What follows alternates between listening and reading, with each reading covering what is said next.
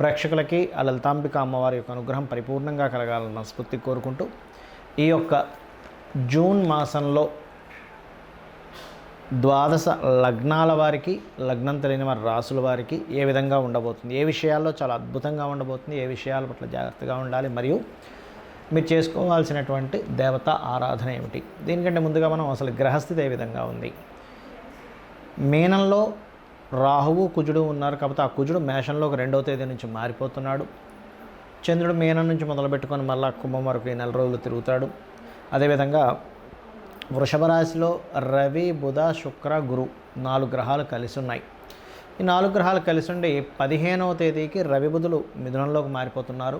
13వ తేదీకి శుక్రుడు మారుతున్నాడు. ఇక కన్యారాశిలో కేతువు, కుంభరాశిలో శని యొక్క సంచారం జరుగుతుంది.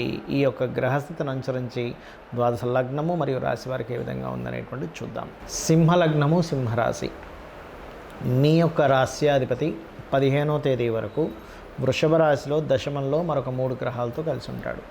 దీనివల్ల ఏమిటి అంటే ప్రమోషన్స్ రావడం, ఉద్యోగ అవకాశాలు పెరగడం, కెరియర్ పరంగా గ్రోత్ ఉండడం ఇట్లాంటివి జరుగుతాయి. కాకపోతే మీకు 2వ స్థానంలో కేతు ఉన్నాడు కాబట్టి మనీ ఇచ్చిపుచ్చుకునేటువంటి విషయాల్లో కాస్త జాగ్రత్తగా ఉండండి. కొత్త పరిచయాలు పెరుగుతాయి, కొత్త అగ్రిమెంట్స్ రాసుకుంటుంటారు. కాకపోతే కొంచెం 2వ స్థానం కూడా కొంతవరకు బుధరాశి అయింది కాబట్టి ఏదైతే అగ్రిమెంట్ రాసుకొని మీరు మనీ ఇస్తుంటారో ఆ యొక్క విషయాల పట్ల కాస్త జాగ్రత్తగా ఉండండి. ఇది మెయిన్గా పాటించండి. మరియు దీంతో పాటు కొంచెం ఏదైనా భూమికి సంబంధించిన, ఎందుకంటే భూతత్వ రాశుల్లో ఉన్నాడు కదా కేతువు, అదేవిధంగా భూమికి కారకుడైనటువంటి కుజుడు కూడా కాస్త అగ్నితత్వ రాశుల్లో ఉన్నాడు. సో ఎప్పుడైతే ఈ యొక్క అగ్నితత్వ రాశుల్లో ఉంటూ ఈ కాంబినేషన్ ఏర్పడిందో ఏం జరుగుతుంది అక్కడ అంటే, ఈ కాంబినేషన్ ఏదైతే ఉందో కొంచెం మీరు ఏదైనా ల్యాండ్ తీసుకునేటప్పుడు అది కాస్త జాగ్రత్త పడాలి అనేటువంటిది చూపిస్తుంది ఇక్కడ. అలాగే మరొక విషయం ఏంటంటే, ఈ పంచమాధిపతి 5th లార్డ్ ఎవరైతే ఉన్నారో ఈ 5th లార్డ్ గురువు మీకు పర్టికులర్గా మీకు ఇక్కడ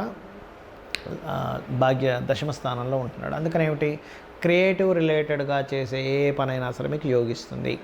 కాకపోతే 7వ స్థానంలో మీకు శని భగవానుడు ఉన్నందుకు ఆ సప్తమంలో ఉండేటువంటి శని భగవానుడు అక్కడి నుంచి 3వ స్థానంలో అంటే లగ్నం నుంచి భాగ్యస్థానంలో ఉండే కుజుడి మీద దృష్టి పడినందుకు కొంచెం మీ తండ్రి గారికి లేదా తండ్రి సమానుల వారికి లేదా గురువుకి కాస్త ఏదో తెలియని చిన్న మీ ఇద్దరి మధ్యన చిన్న ఘర్షణ రావడము, లేనట్లయితే వారికి కొంచెం ఏదైనా బీపీ లెవెల్స్ ఇట్లాంటివి ఉంటే కొంచెం జాగ్రత్తగా చూసుకోవాల్సిన బాధ్యత మీకు ఉంటుంది. మరియు అదేవిధంగా కొంచెం ఎండలు సహజంగానే ఇదంతా సమ్మర్ సీజన్ కాబట్టి భాగ్యంలో రాహు నుంచి విడినటువంటి కుజుడు తన ఓన్ హౌస్కి వచ్చాడు కాబట్టి మీ తండ్రి గారికి కాస్త ఏదైనా ఎండలోకి వెళ్ళేటప్పుడు అది కాస్త చూసుకోమని మీరు చెప్పాలి.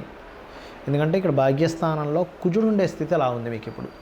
అలాగే కెరియర్ పరంగా అయితే బాగుందని చెప్పుకోవచ్చు. కాకపోతే కొంత ఇన్వెస్ట్మెంట్స్ నేను ఇందా చెప్పినట్టుగా కొంచెం ఇన్వెస్ట్మెంట్స్ చేసేటప్పుడు మాత్రం కాస్త చూసి ఇన్వెస్ట్మెంట్ చేసినట్లయితే అన్ని విధాలా బాగుంటుంది. మీరు సుబ్రహ్మణ్యేశ్వర స్వామి యొక్క ఆరాధన చేయండి.